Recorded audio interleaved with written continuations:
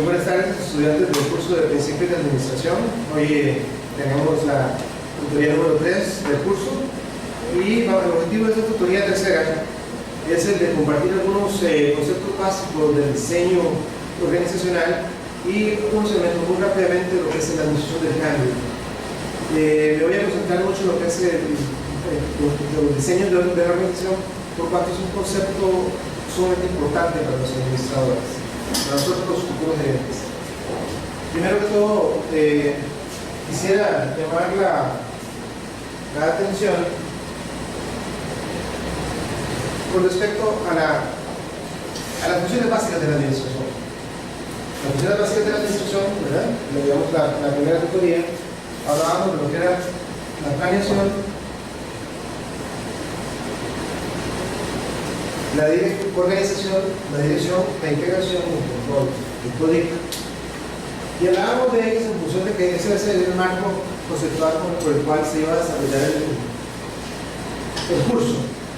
Y entonces, para ir hilando sobre lo que estamos trabajando el día de hoy, vamos a decir entonces que si ya hablamos en la sesión anterior de lo que era la parte de planeación, que era cuando hablábamos de los objetivos de la organización, cuando hablábamos de las metas, cuando hablábamos de los procedimientos, de las políticas, decíamos que los objetivos eran el norte de las organizaciones. Si uno no tiene objetivos, no sabe hacia dónde va, entonces cualquier camino es bueno, y eso no nos sirve para los trabajadores. Hablábamos de objetivos y decíamos que los objetivos tenían que ser medibles, realizables, justificables, que tenían que tener exigencia, ¿verdad? Que fueran retadores y comunicados a la organización. Y la segunda función, que es la que vamos a ahondar, es la parte de la organización, que es el dotar de esa estructura a la empresa para poder cumplir con los objetivos que nosotros podemos tratar de planeación. Vamos a decir que el diseño organizacional es ese proceso que sirve a los gerentes para desarrollar o cambiar la estructura de la organización. Esta se fundamenta mucho en lo que es el componente de la estructura de la organización, que implica que cada una de las distintas personas desempeñen solo uno de los pasos de un trabajo, en lugar de que una sola persona realice todo. Quiere decir entonces que la especialización del trabajador es un elemento fundamental en lo que es el diseño organizacional. En las organizaciones vamos a tener tres elementos fundamentales que tenemos que tener muy claros, como son la cadena de mando. La cadena de mando lo que dice es esa línea que ahorita vamos a ver en un dibujo, donde se extiende desde los niveles más altos de la empresa hacia los niveles más bajos de la organización. Y esta línea, lo que nos da estructura de calidad, ¿quién reporta a quién? Eso sería lo que es la cadena de mando. Y el principio de unidad de mando es el principio que dice que la administración establece que nadie debe manejar. Es un refuerzo incluso de lo que habíamos desde que estábamos hablando del inicio de lo que era la administración científica, el tema español allá en 1911, cuando se establecen los principios de la administración. Es un principio. No deben de haber tantos ejemplos como para que falten indios. Por eso cuando se da que ese principio se rompe o no está claramente definido en la organización, entonces la gente no sabe quién es realmente su jefe, y eso es una condición que no es conveniente para la organización. Dentro del concepto de organización de estructura, tenemos que tener claro lo que es el tramo de control. El tramo de control es la cantidad de subordinados que un gerente puede dirigir en forma eficiente, en forma efectiva. Y esto lo vamos a determinar de acuerdo a la cantidad de trabajo que se le asigna a esa persona. No es un número matemático ni mucho menos, sino que es más bien una relación de cuántas unidades administrativas podría soportar una persona para tener esa cantidad de subordinados y dirigirlas en forma eficiente, en forma efectiva. Cuando algunos autores han tocado ese tema, se han hecho casi algunas reglas matemáticas, y eso realmente no tiene ningún sentido. ¿Por qué? Porque el tramo de control lo define el gerente, y el gerente es el que dice cuántas personas tienen que estar a cargo de qué. Y entonces no responde a un proceso matemático simplemente de números, sino también del proceso de delegación, de descentralización, que lo vamos a ver en unos minutos. La cadena de mando, como vemos en este gráfico, vamos a visualizarla. El nivel más alto, vean cómo aquí lo que estamos formando es una pirámide, ¿verdad? Una pirámide. Entonces, el nivel más alto de la organización establece quién manda a quién. Entonces, que puede ser el gerente general, manda a esta persona que está acá en esta unidad administrativa, a esta y a esta. Y a su vez, es el eje de esta unidad administrativa. Entonces, la cadena de mando, la puedo uno ver acá, en esta línea roja que está acá, y es quién manda a quién. Como dimos hace un ratito,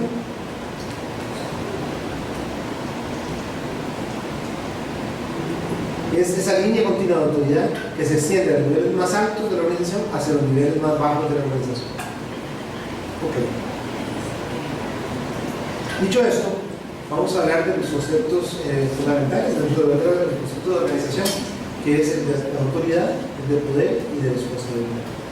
La autoridad es este derecho inherente a un puesto administrativo que permite girar órdenes y esperar, y se espera que se cumplan. Entonces, es esa autoridad que se le enviste a una persona que está en un determinado puesto para girar instrucciones, para girar órdenes. El poder es esa capacidad de esa persona para influir en las decisiones. Y la responsabilidad es la obligación de cumplir con las actividades asignadas. Tres conceptos fundamentales que tenemos que tener claros a la hora de poder establecer lo que es la organización efectiva de las empresas. Dos elementos, en este momento estamos allá. Dos elementos que tenemos que tener también con toda claridad son lo que es la autoridad de la línea y la autoridad del staff. Decimos que la autoridad de la línea es esa posición de autoridad que otorga a un gerente el derecho de dirigir el trabajo de los empleados que están a nivel operativo. Entonces, volviendo al gráfico anterior, vemos como este es el que manda sobre este y sobre este. Entonces, esa persona que está ahí tiene una autoridad de línea para los niveles inferiores de la organización. También existe lo que se denomina la autoridad del staff. La autoridad del staff son esos puestos que tienen cierta autoridad, pero que han sido creados especialmente para ayudar, para asesorar a las personas que tienen la autoridad de la línea. O sea, se crean para que apoyen o asesoren a las personas que están en los niveles altos de la organización. Bueno, puede ser altos o medios de la organización, pero esa autoridad no es como la de la línea, que se dice que se tiene que cumplir, sino que es un nivel de asesoría, de ayuda. En términos de presentación gráfica, el autor nos presenta, ¿verdad? A las unidades staff como unidades administrativas donde la línea, que puede ser punteada o no, eso no es tanto detalle, sino que esta línea que entra acá al costado me determina que desde el primer momento que eso es una autoridad staff. Entonces, este director ejecutivo tiene una unidad staff, o sea, que lo ayuda y lo asesora, que se llama el asistente del director ejecutivo. Él lo va a ayudar, lo va a asesorar, pero no tiene autoridad de la línea sobre el director. Y después podemos tener los diferentes departamentos, ¿verdad? Recursos humanos, director de operaciones, dirección de compras, otros directores, y así sucesivamente. En este caso, lo que queremos resaltar es el hecho de que la línea punteada, para este ejemplo, entrando por el costado de la unidad administrativa, es la que determina en términos visuales para nosotros como administradores que esta unidad asesora a nivel del director ejecutivo.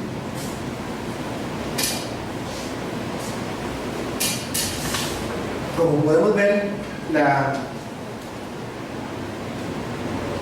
cantidad de unidades administrativas del nivel del staff, no existe realmente un número, mucho menos. Lo que existe es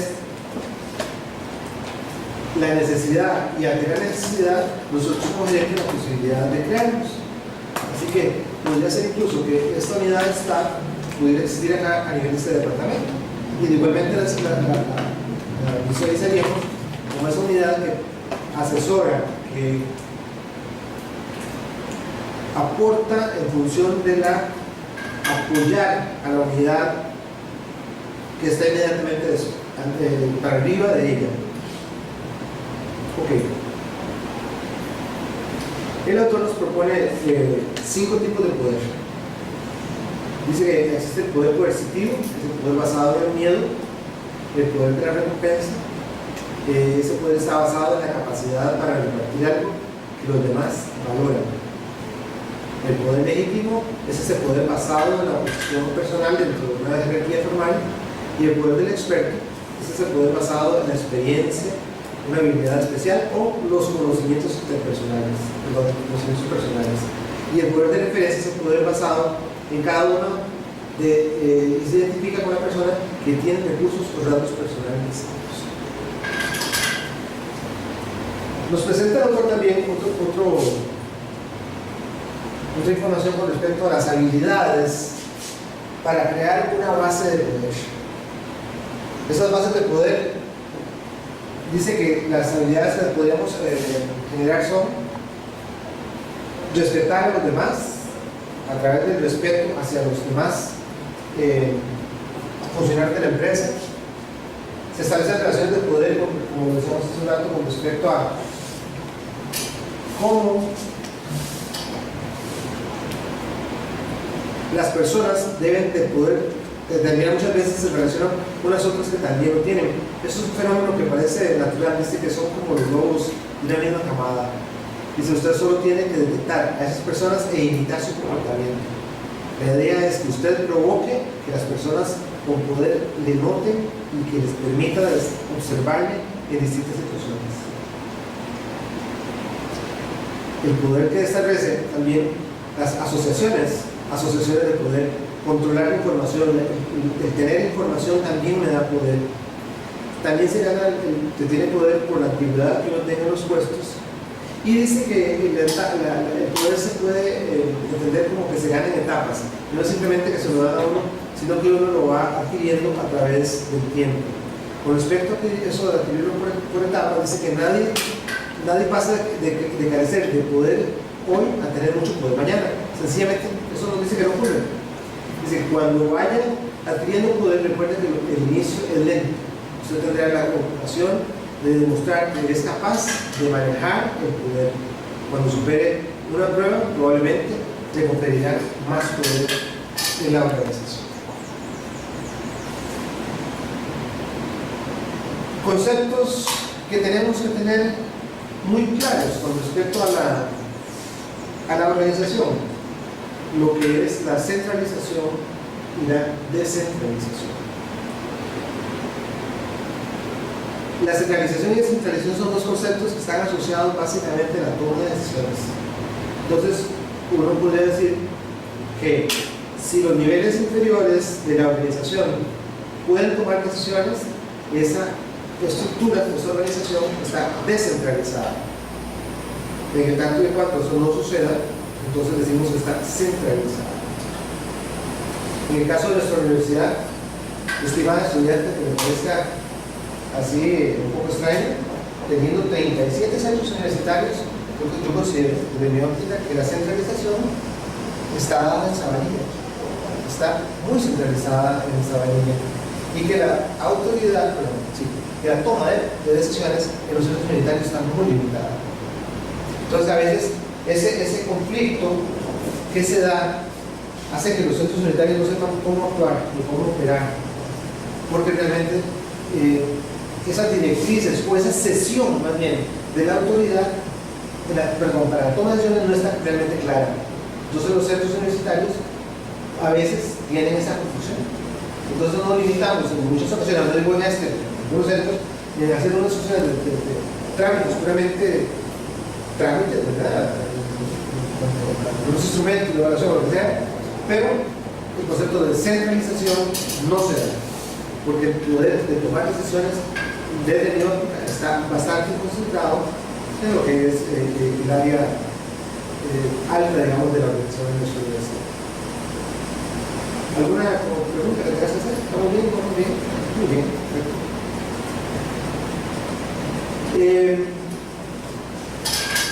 El autor nos presenta 5 tipos de departamentalización. La departamentalización funcional, que es aquella que agrupa a los empleados de acuerdo con las funciones que se desempeñan. Por ejemplo, la ingeniería, la contabilidad, sistemas de información contable, de recursos humanos. Este tipo de organización funcional es una estructura muy utilizada, podríamos decir incluso que es de las más comunes que tenemos en nuestras empresas, y pues se define justamente por esa agrupación de funciones. O sea, el que maneja recursos humanos está concentrado en un área, el que maneja la contabilidad está concentrado en un área y no andan dispersos por la organización. También otro tipo de departamentalización es por producto o servicio. Dice que agrupa a los empleados de acuerdo con los principales productos o servicios que la empresa genera, por ejemplo, si son de calzado para damas o calzado para caballeros o atención médica. Entonces, se concentra la departamentalización de acuerdo al bien o servicio que haga la empresa. Con respecto a los clientes, también es otra forma de poder departamentalizar, que es la que agrupa a los empleados de acuerdo a los problemas y necesidades de los clientes. Por ejemplo, ventas al por mayor, ventas al por menor, si es una entidad de gobierno, si no es una entidad de gobierno. Por zona geográfica, se agrupan los empleados de acuerdo con su ubicación y se encuentran, por ejemplo, en el norte, donde, bueno, en Costa Rica podríamos hablar digamos, por zona geográfica, y eso se puede aplicar incluso para nuestra universidad. Si nosotros quisiéramos distribuir o dividir a la por zona geográfica, tendríamos desde mi óptica 5 áreas, que sería la zona del Atlántico, la zona central, la zona del Pacífico, el sur y la parte de Guanacaste. Entonces no tendríamos, desde mi óptica tendríamos una mejor distribución del poder y también de respuesta a los diferentes requerimientos de las áreas, de las zonas geográficas del estudiante, porque las zonas geográficas de los estudiantes son diferentes para los estudiantes dependiendo de las necesidades que tengan en sus zonas. La otra forma de organizar el tipo de departamentalizar es por proceso. Es la que agrupa a los empleados de acuerdo con el flujo de trabajo o los clientes, por ejemplo, pruebas o pagos. Ahora, si esto es así, y tampoco es una lista exhaustiva, ni mucho menos, la pregunta sería, ¿cuál es la mejor forma de departamentalizar una empresa? ¿Cuál creen ustedes que sea la mejor forma de departamentalizar una empresa? ¿Cuál crees vos? ¿Cuál es su nombre, perdón? Joseph. ¿Cuál es de esos que presenta el autor, cuál te parece que sea la mejor? O sea, la funcional, donde agrupa a los empleados de acuerdo con las funciones, con el producto, cliente. ¿Cuál te parece que sea mejor? Por producto, ¿por qué? Perdón. Disculpe, Jocelyn, ¿podrías darme tu respuesta? ¿Cuál crees vos que sea la más? Por producto. Por producto, ¿por qué por producto?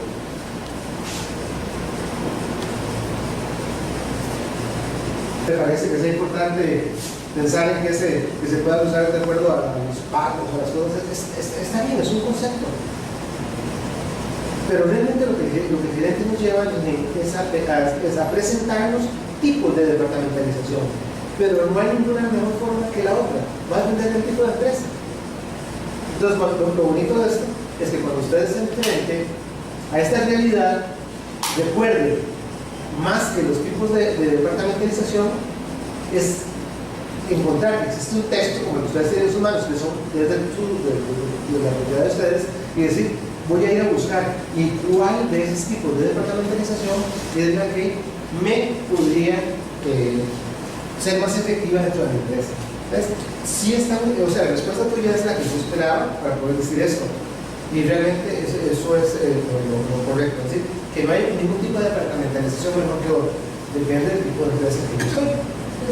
Muy bien, gracias. Las estructuras de las organizaciones. Vamos a ver, voy a recordar el concepto para mí es claro. Las organizaciones, las empresas, las tenemos que visualizar como sistemas. ¿Se acuerdan tal vez en la primera tutoría que hablábamos de sistemas? Y decíamos que un sistema es un conjunto de elementos que se interrelacionan entre sí para lograr un objetivo. Entonces, para poder hacer esa definición de sistemas, diríamos entonces que una empresa tiene algo que está en el interno y algo que está en el entorno. Lo que está en el interno es todo aquello que yo puedo manejar, que yo puedo, porque es mi empresa, está dentro de mi círculo. Lo que está fuera es lo que yo no puedo manejar. Por ejemplo, las variables tecnológicas, las variables sociales, los gustos, las preferencias, las condiciones económicas de un país, ¿verdad? Ese tipo de variables lo que me da son oportunidades o amenazas. No sé si ustedes escucharon o leyeron la semana pasada que iba a haber un aumento de salario para los empleados privados del 2.01%. No lo leyeron. ¿Qué información, qué les provocaría a ustedes como gerentes que haya un aumento de salarios del 2.01% para los empleados privados? ¿Será importante para ustedes o no sería importante? Sí es importante. Pero sería muy importante, muy rápido si yo soy empleado privado, ¿verdad? Porque eso es lo que me da a comentar. Pero en términos, digamos, de un gerente, ¿cuál creen ustedes que se puede hacer esa explicación? ¿Qué se les ocurre?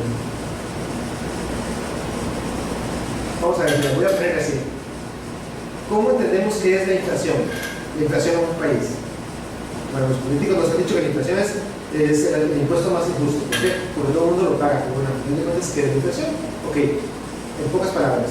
Si nosotros tenemos 100 colones en enero del 2014 y la inflación a diciembre del 2014 llega al 5%, quiere decir que en enero del 2015 yo necesito 105 colones para comprar lo mismo que compraba con 100 en el año 2014.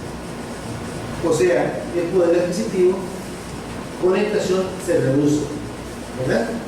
¿A dónde voy? Bueno, que nosotros como gerentes, de acuerdo a ese entorno, por ejemplo, a esa variable, si el aumento en el sector privado es del 2%, y supongamos que le dieron un 2%, no recuerdo realmente cuánto fue el aumento en el segundo semestre, entonces eso haría pensar a nosotros los gerentes de que la capacidad de compra de bienes o servicios de los clientes más o menos se compensa, ¿verdad? Bueno, si estoy hablando en términos hipotéticos, ¿verdad? Un 5% de inflación, entonces para comprar lo mismo que compraba en enero de 2014, ahora en enero de 2015 necesitaría 105 dólares, ¿verdad? Con un 5%. Si hay un 2 y algo por ciento en julio y un 2% a partir de enero, pues más o menos se llega a compensar. ¿Por qué eso es importante? Bueno, porque ese tipo de variables del entorno provocaría, por ejemplo, si usted fuera una dueña de un kinder privado, una dueña de un kinder privado, ¿qué le importa a la dueña del kinder privado que haya una inflación del 5, del 6 o del 7? ¿O si le importa? Si le importa. ¿Por qué le va a importar? Porque probablemente los papás de los chiquitos que están en ese kinder van a tener que, podrían tomar decisiones en el tanto y en el cuanto. Díganme, bueno, en lugar de mandar a mi hijo al kinder privado del lobito cariñoso, ¿verdad? Digo, bueno, no me alcanza el dinero y entonces lo voy a aceptar. O sea, las condiciones del entorno hacen que justamente las organizaciones tengan que cambiar. Ni que hablar de la tecnología. ¿verdad? Cuando pensamos, digamos, en términos fuertes, por ejemplo, un robot haciendo procesos industriales, ¿verdad? Que pasamos de una cuestión manual, de un ser humano a las máquinas, ¿verdad? Pensar que esa estructura, esa empresa, digamos que presenta un alto crecimiento, entonces ese tamaño va a ser definitivamente que esa estructura de la organización cambie. Y una cosa muy importante, cambia todo cambia. Entonces, las empresas no se quedan como sin hacer una, o sea, se nace una empresa y se hace y se queda ahí, sino que tiene que estar, está continuamente afectada por la competencia, por los precios, por los productos sustitutos, por el poder de los proveedores, por una serie de elementos claves del entorno que hacen que las estrategias de las empresas tengan que cambiar.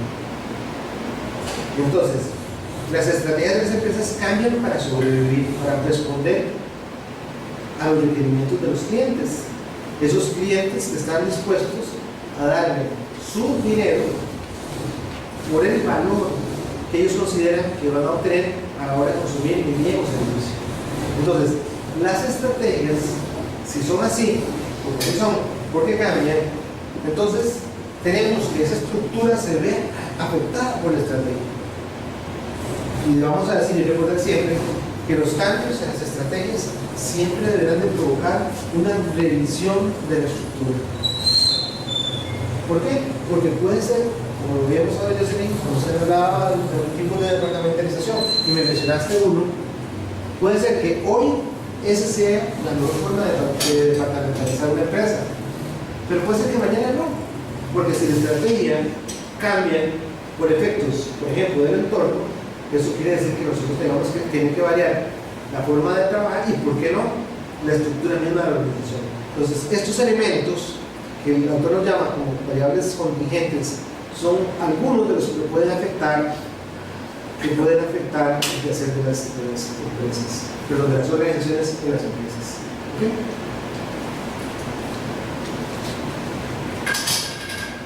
Hay unos conceptos que tenemos que manejar con respecto a lo que es una organización mecánica y una organización orgánica.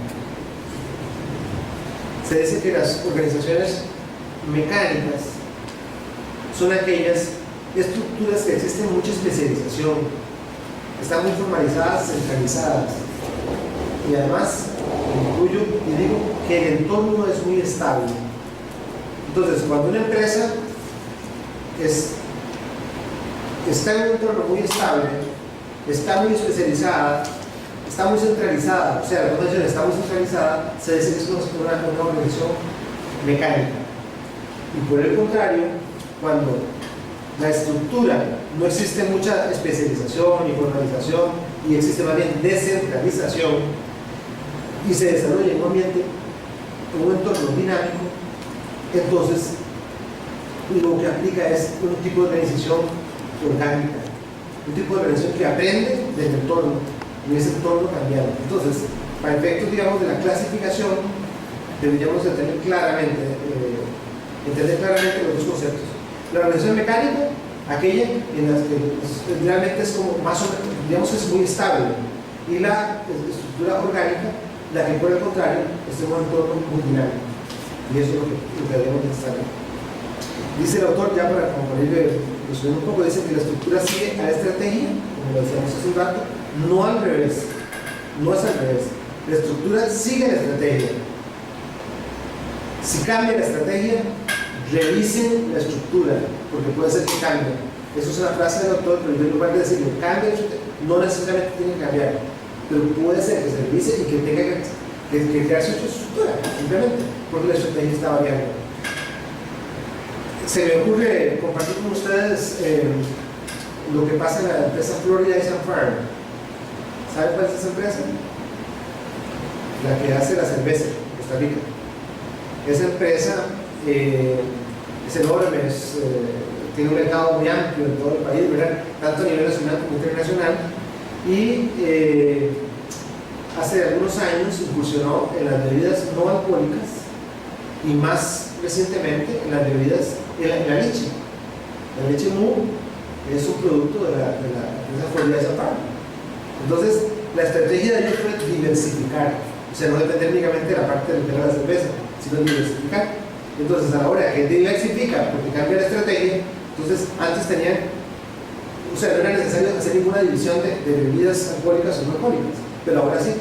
Entonces, hace unos años, un par de años, una cosa así, crearon dos grandes áreas de bebidas alcohólicas, perdón, con contenido alcohólico, y las bebidas sin contenido alcohólico. ¿Por qué? Porque sirven a diferentes mercados. Pero ese cambio de estructura fue producto del cambio de estrategia. Entonces, eso es lo que yo quiero que lo llevemos en mente. Si cambia la estrategia, revisen siempre la estructura. ¿Ok? ¿Alguna pregunta? Vamos bien, vamos a poner. A ver, por favor. Pregúntenme, por favor. El concepto de advocacia, a veces si no lo hago bien la lectura del libro. Sí entiendo el concepto por lo que está aquí, pero es completamente por lo contrario de burocracia. Exacto, exacto. Bien entendido. Cuando hablamos de burocracia, hablamos, incluso el término burocracia, que ahorita vamos a ver, que lo desarrolla muy bien Max Weber, ahorita vamos a ver un poquito más, Max Weber, se ha utilizado incluso como término peyorativo. Es una burocracia increíble. ¿Y qué es lo que quiere decir? Es que hay mucha especialización. Entonces alguien que está en un puesto dice, es que eso a mí no me toca, que le toca hacer de la par. Y no sé qué es esta burocracia. Uno decir otra palabra, es como decir una palabra fea, pero no sabemos exactamente qué corresponde. Es exactamente eso. Que hay puestos muy bien, muy especializados y se entiende. Entonces crea toda una estructura muy especializada. Ese concepto es el que se aplica a la organización tipo mecánica. Y por el contrario, las organizaciones que aprenden, diría yo, que se ajustan por el entorno, entonces son las que nos dan el otro concepto anterior, ¿verdad? Donde la especialización no es tan importante, donde no existe mucha especialización ni formalización, incluso las decisiones son descentralizadas. Exactamente. ¿Le quedó? ¿Sí? ¿Está bien? Claro. Bueno, muy bien, gracias. A nivel de resumen, entonces decimos que las organizaciones mecánicas tienen una estructura organizacional jerárquica, puede ser de tipo funcional, órganos permanentes, cadenas de mando muy rígidos, comunicación formal y vertical. Esa cultura de las organizaciones es muy conservadora. La toma de decisiones solamente se aplica a la parte rutinaria, no hay descentralización, ¿verdad? Y los esquemas se presentan con base en métodos específicos. Por el contrario, las estructuras organizacionales orgánicas tienen una estructura horizontal, son multifuncionales, se aplica mucho lo que son equipos transitorios, la cadena de mando no es rígida, es más flexible, la comunicación es en forma de red, la cultura es más innovadora, la toma de decisiones es más creativa y también más descentralizada, y el manejo del conocimiento e intuición también no son los que privan en este tipo de organizaciones. Como les digo, no es tan importante ni mucho menos aprenderse de memoria qué es una u otra, sino cuando mi empresa pasa de un esquema mecánico a un sistema orgánico, o cuando debe de pasar a un sistema orgánico. Y como les digo, básicamente el entorno es el que está equilibrando. Por favor.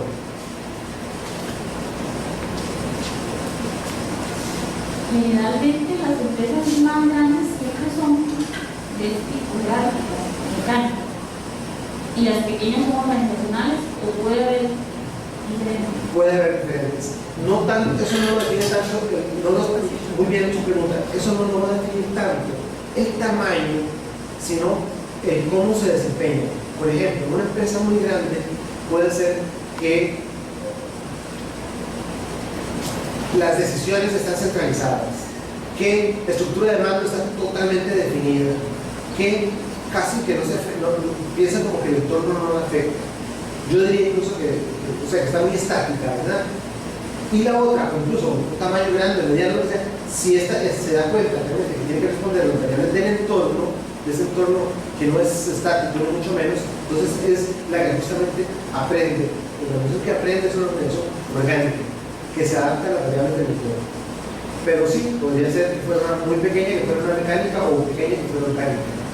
Yo diría que esa es la principal, lo más importante que nosotros como gerentes tenemos que tener claro. ¿Para qué sirve esa diferenciación? Y saber cuándo tenemos que adoptar una u otra. Yo creo que eso es más que todo el mensaje que se le da, y lo va a venir definido por el entorno. Entornos cambiantes, una organización orgánica. ¿Cuál es la orgánica? No hay la especialización es poca, equipos multifuncionales, toma de decisiones descentralizado, etc. Eso es todo.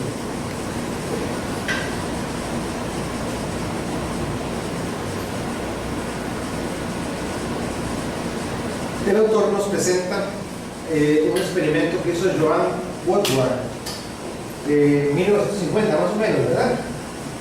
Joan Woodward, una investigadora norteamericana, y entonces nos habla del impacto de la tecnología en la producción, y eso nada más para mencionarlo, por aquello de que lo tengan por ahí en sus mentes. Dice Joan Woodward que de acuerdo al uso de la tecnología en las empresas industriales se puede clasificar en 3 tipos. Por una producción unitaria, cuando la producción es por unidades o por lotes muy pequeños. Por una producción en masa, cuando la producción de lotes fabricados es muy grande. O la producción en procesos, cuando la producción en procesos es continua. Esa es una clasificación que ella hace, una serie de conclusiones desde el desarrollo en 1950, más o menos. Por favor. ¿Qué es un lote? ¿Un producto? No, ok, perfecto, gracias. Un lote es un grupo. Entonces uno dice, un lote de 50 unidades, un grupo, es de 100 unidades.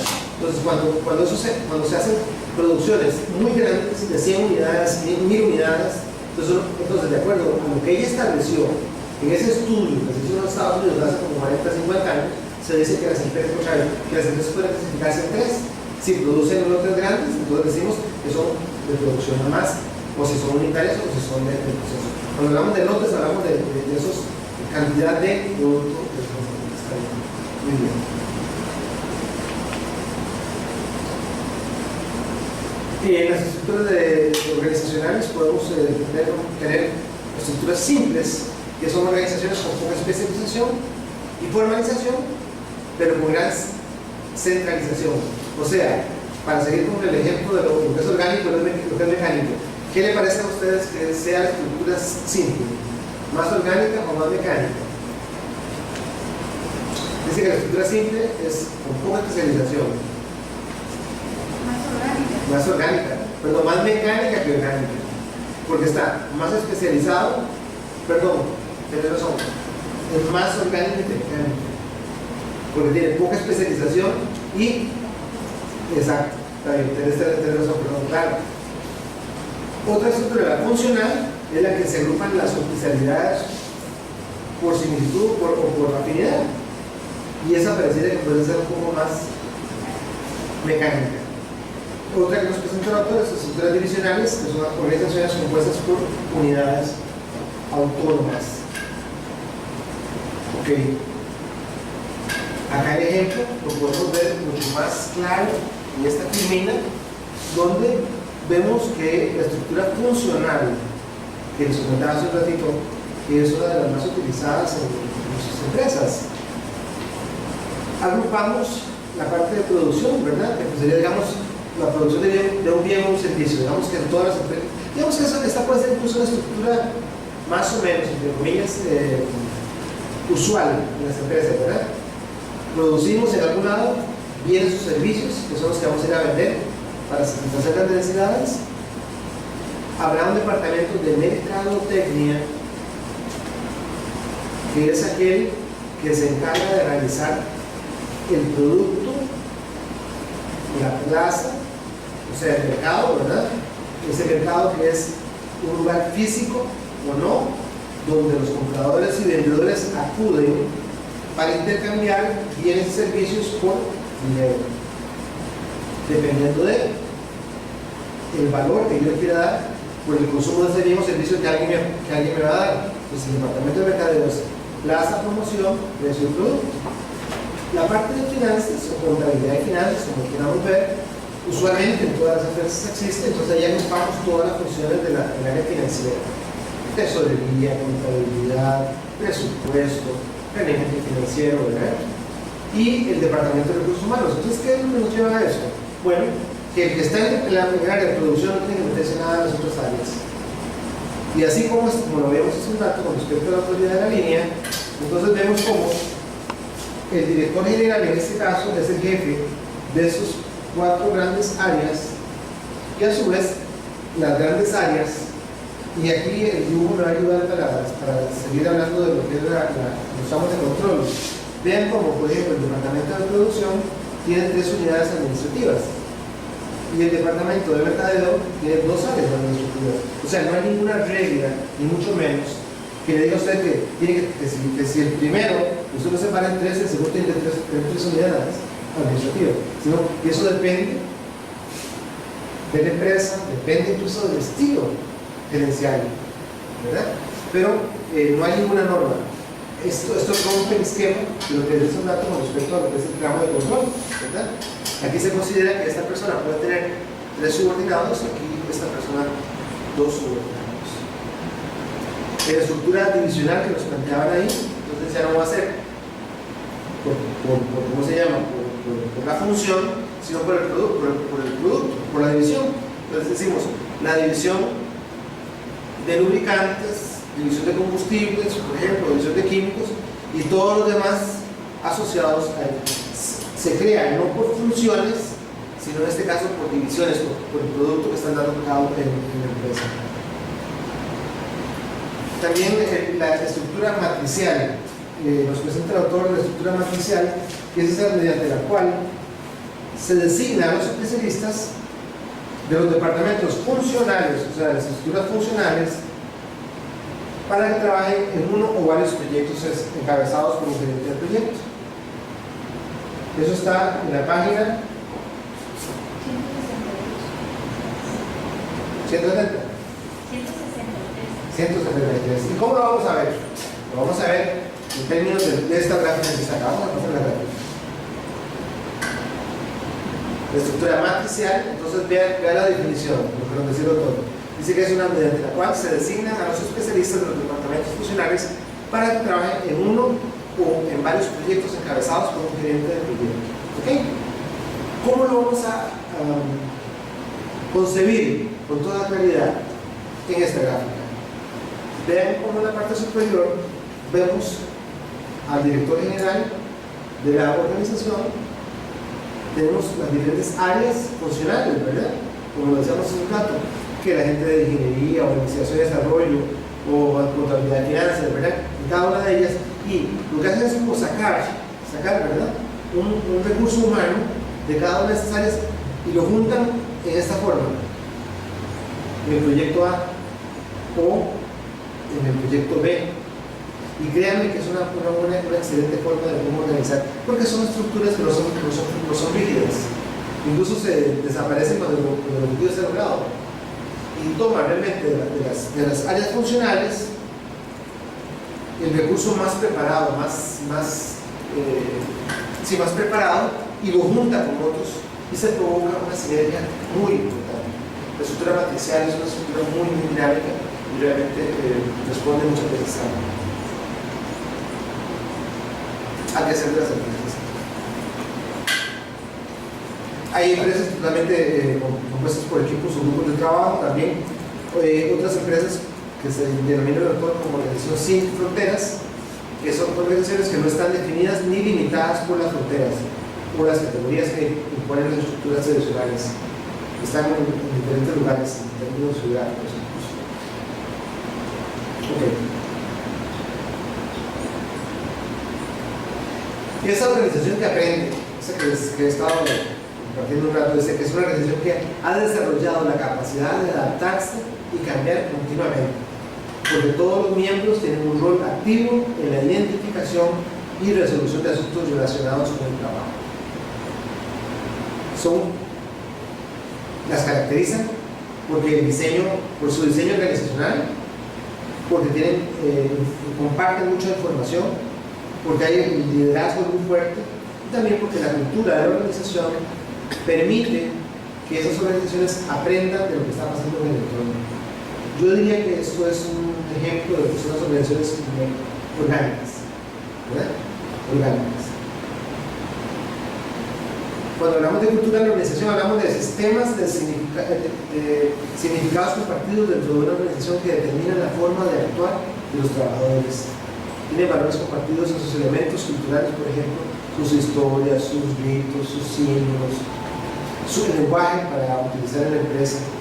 Resultan de la interacción entre las creencias, supuestos de los fundadores, etcétera, que influyen también en la estructura de la organización con respecto a lo que son las variables culturales fuertes, donde se estudian las regulaciones y las reglas. El autor nos presenta una serie de características de la cultura organizacional que las vemos resumidas en esta timina y no las vamos a ver.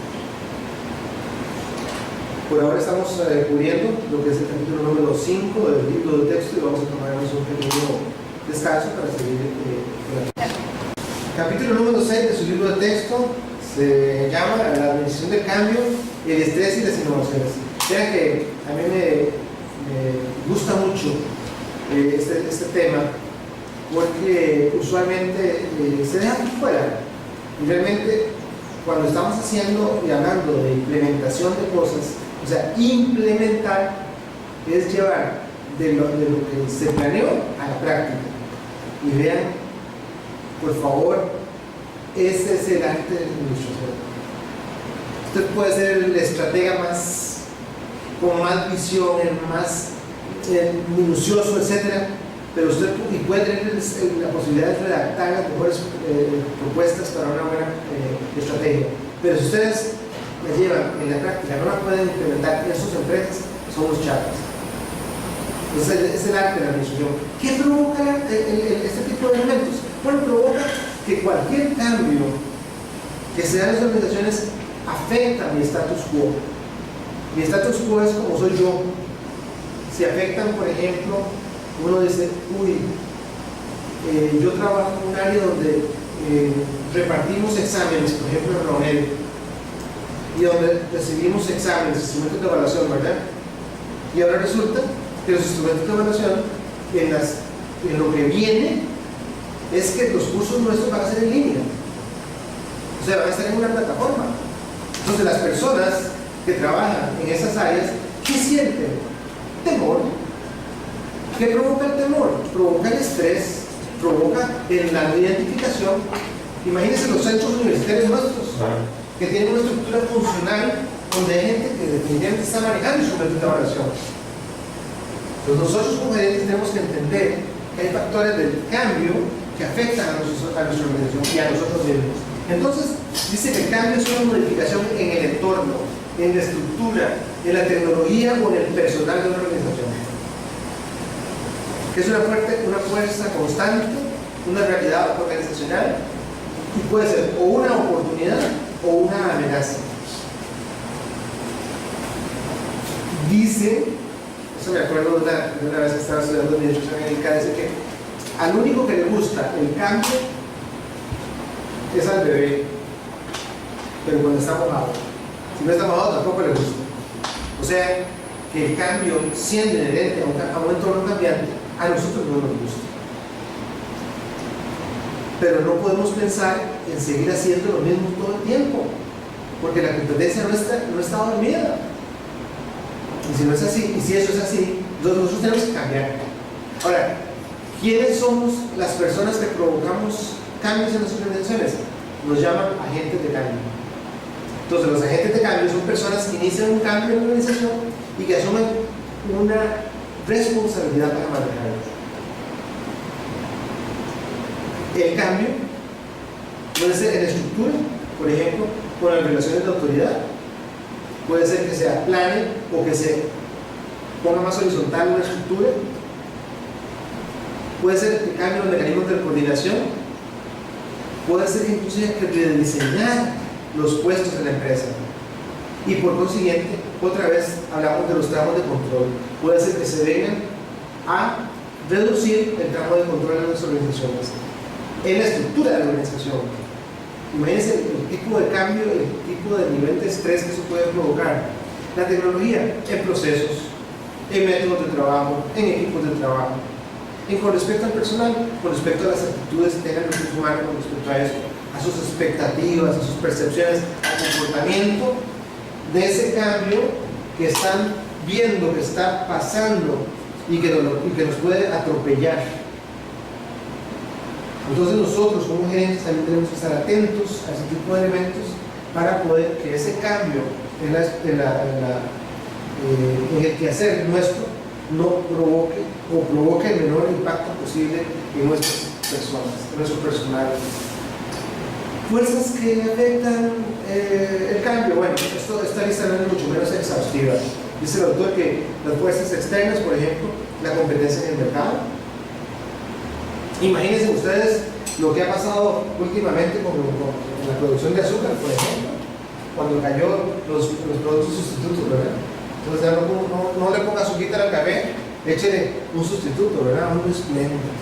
Entonces, ¿qué cosas cambian producto de la entrada, no tanto de la competencia, sino un producto sustituto? En la competencia, bueno, no sé, me imagino que la industria textil en Costa Rica debe haber sufrido montones con la importación de la ropa americana, la famosa American Chicks. ¿Por qué? Porque se recurre a ella ante una necesidad, por lo cual yo pago poco y satisfago mi necesidad. Entonces las industrias textiles pues hacen menos pantalones y menos, no sé cuántas cosas menos, porque esa modalidad de importar ropa de Norteamérica, de Estados Unidos básicamente, es una cuestión que viene, no sé, hace 10 años, tal vez menos. Entonces, la competencia, las leyes, imagínense, las leyes, las regulaciones gubernamentales son súper importantes como factores de cambio. Hay que hablar de la tecnología, ¿verdad? Pensar de, qué sé yo, el ingreso de un robot.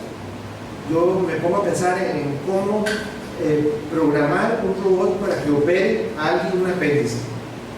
Yo creo que no habría nadie más eficiente que un robot para que milimétricamente pueda, pues no sé, encontrar el apéndice, cortarle de una forma u otra.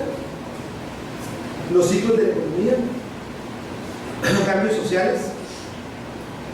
Y entre las fuerzas internas, y esas externas son de lo que siguiendo del entorno que está acá. Y de las internas son modificaciones, por ejemplo, las modificaciones de la estrategia, insistimos de nuevo, son fuerzas para el cambio de estrategia, un equipo nuevo que entrega competencia a nuestra compañía, nuevos procesos de producción, la composición de la fuerza laboral, la reestructuración de los puestos, la actitud incluso de los empleados. Entonces son fuerzas internas que provocan cambios en las organizaciones. Y como lo decía al principio, los pasos, bueno, eso es los pasos en la administración para el cambio serían entonces evaluar el clima para el cambio, tenemos que elegir un enfoque adecuado para administrar la resistencia al cambio. La resistencia al cambio es esa actitud que podemos asumir las personas para no cambiar, para tratar de seguir haciendo lo mismo. Y nosotros los gerentes tenemos que manejar ese tipo de elementos. Y como tercer punto dice, cuando se está implementando el cambio y después de terminarlo, comunique a los trabajadores sobre el apoyo que pueden proporcionarles. Me recuerdo de la empresa en la cual yo trabajaba de telecomunicaciones, donde la tecnología hacía que el cambio fuera muy fuerte. Y entonces teníamos un montón, había una cantidad importante de técnicos que arreglaban una serie de máquinas. Era de Telex en aquel tiempo.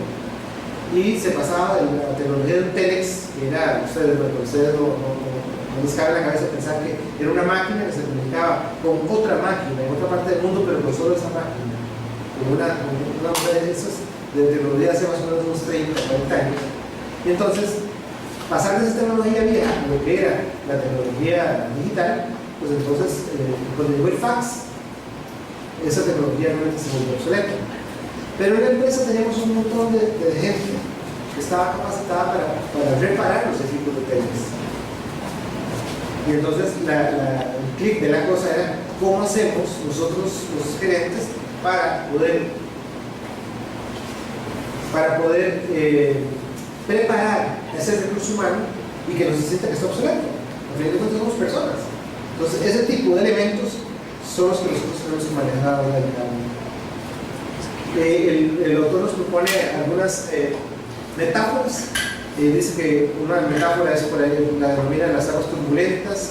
Le sugeriría que por favor, dice que es el cambio de una constante en el entorno dinámico, y donde la única certeza es la incertidumbre siempre, y que las ventajas competitivas no duran. O sea, cuando las aguas turbulentas es porque el entorno cambia. Entonces, la ventaja que yo tenga hoy como la competitividad con respecto a sus empresas es muy fugaz. Dice que los gerentes deben de reaccionar rápida y apropiadamente ante eventos no esperados.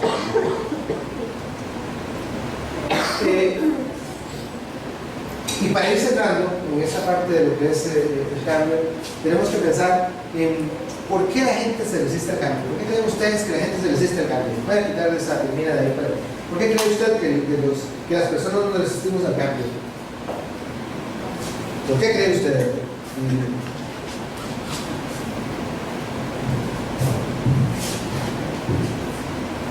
En mi caso personal, me he resistido al cambio por una falsa estabilidad, por lo que tengo me parece estable, entonces no asumo el cambio.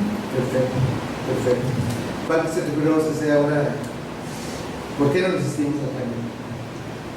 Porque se supone que las condiciones están bien como están. Ese es el status quo, porque creemos que todo como está ahora está bien. ¿Y para qué cambiar? Alguien dice que si el cristal no está quebrado, no trates de arreglarlo. Lo malo de las empresas es que si el cristal no está quebrado, hay que comprarlo. Porque el entorno nos obliga a cambiar. Entonces se presentan desde luego temores. ¿Estaré yo preparado para esto? ¿No estaré yo preparado? Como les decía, por ejemplo, mis compañeros de los centros universitarios, ¿cómo estamos preparando a los compañeros que manejan instrumentos de evaluación para un cambio que es eminente en los próximos casi meses?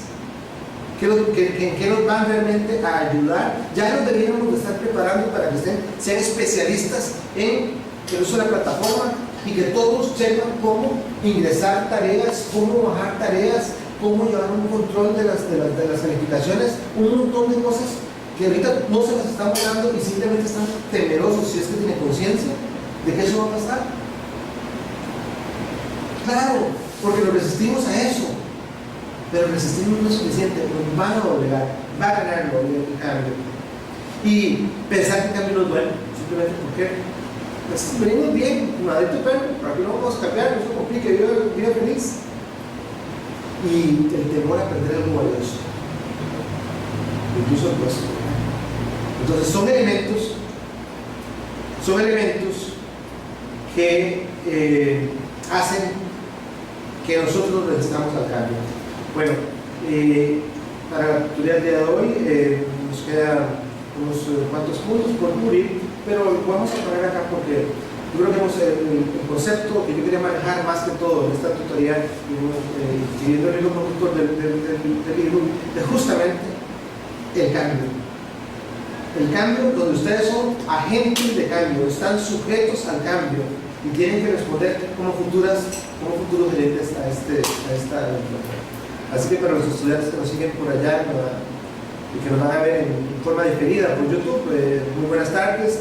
Agradecerles la atención, a ustedes igual, recordarles que en sus próximas evaluaciones, tanto en el segundo parcial como en la reposición, si tuviéramos que hacer reposición, ¿verdad? En esta circunstancia, va a venir un caso y que para hoy en 15 días vamos a hacer un caso para poder, vamos a tratar de hacer un caso, porque uno planea y después a veces no le sale, para que podamos practicar y pueda entonces en el segundo examen parcial poder tener acceso a esto. Así que muy buenas tardes y muchas gracias.